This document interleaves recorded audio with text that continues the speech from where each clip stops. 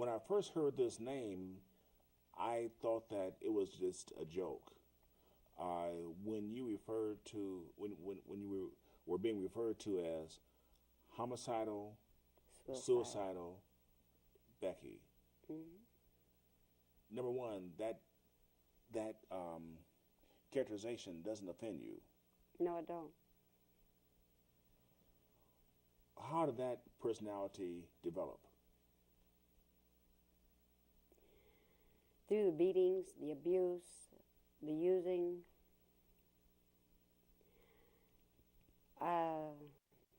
The personality that I have, she could sit right here and blow your brains out. Not even blink an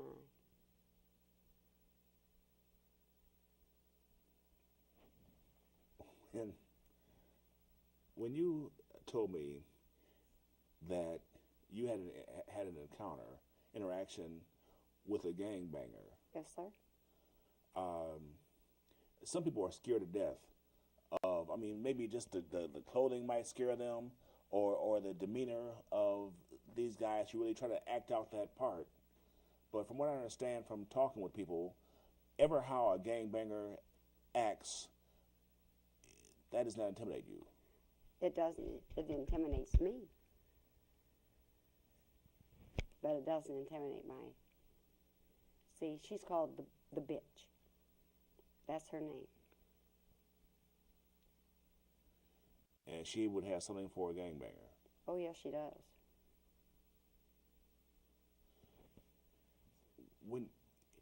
Were you just giving an analogy when you said that someone pulled a gun on you? Yes, he put it right between my eyes, 357. And I told him to go ahead. I just switched. And you dared him to shoot you? Yes. I told him I'd rather be dead than be with him.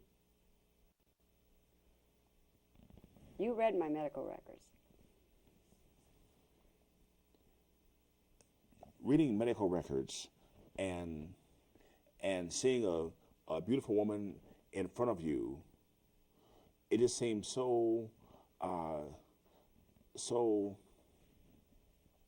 But then again, I guess there have always been beautiful women in front of men.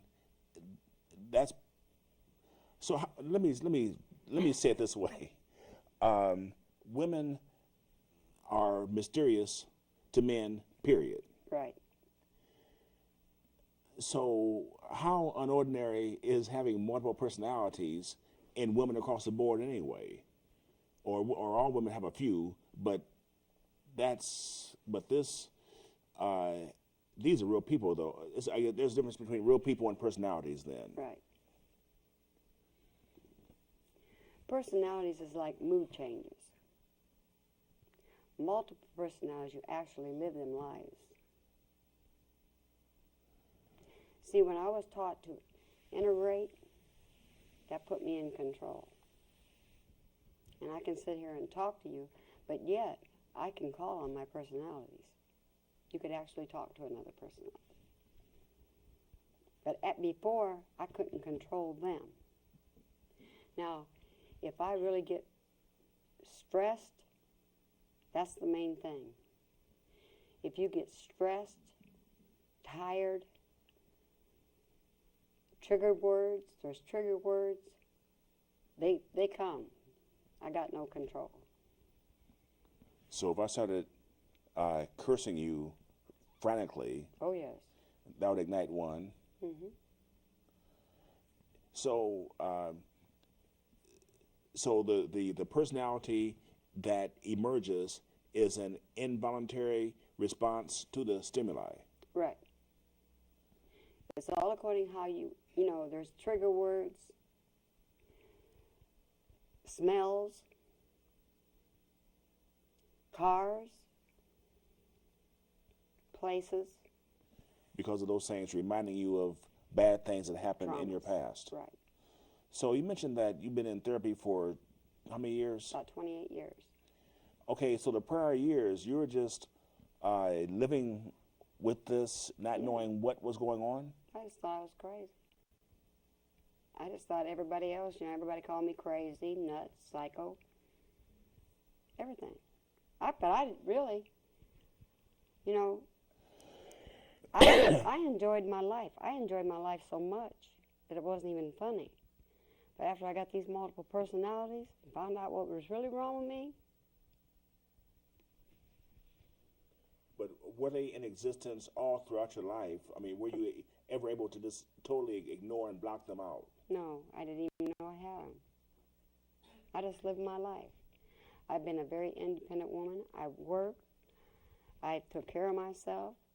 I've been on my own since I was 17 years old. I started working when I was 13 years old because my stepfather wouldn't buy my shoes and my coats.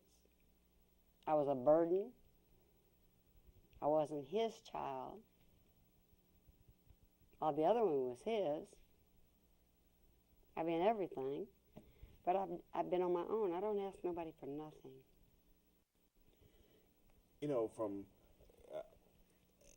what little bit I do know that abusive. When you were abused, you often abuse your children, and they abuse their children, so on and so forth. Has that happened, or do you see that happening in your lineage? I have verbally abused my daughter.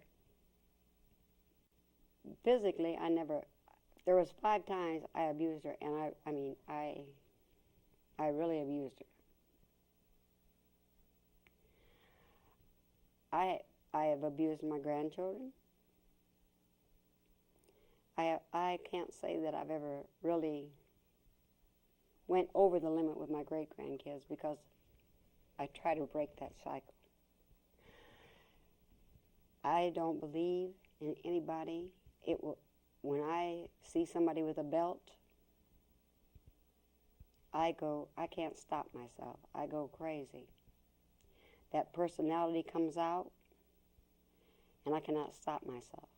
My daughter and my daughter is very abusive.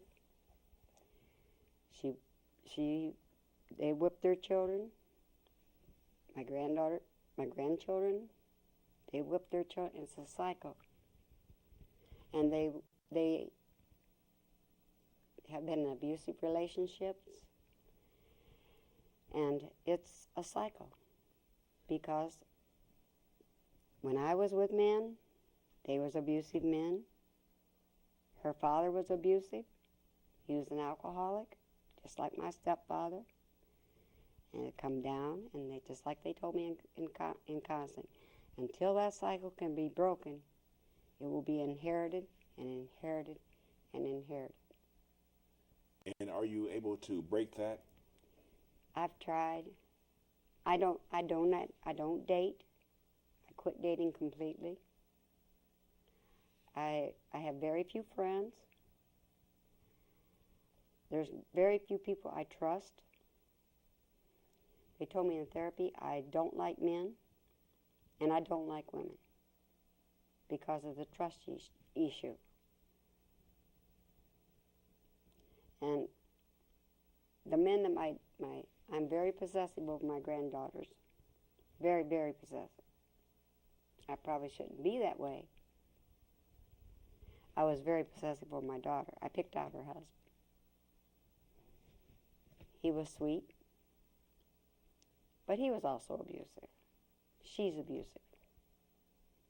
But they've been together 35 years. They're mixed. That can say something. They started in junior, school, junior high, high school. They raised 3 beautiful kids, very intelligent. My granddaughter, she's going to be a parole officer. My other daughter, granddaughter, she's held her job. They've got their kids. They take good care of their kids. But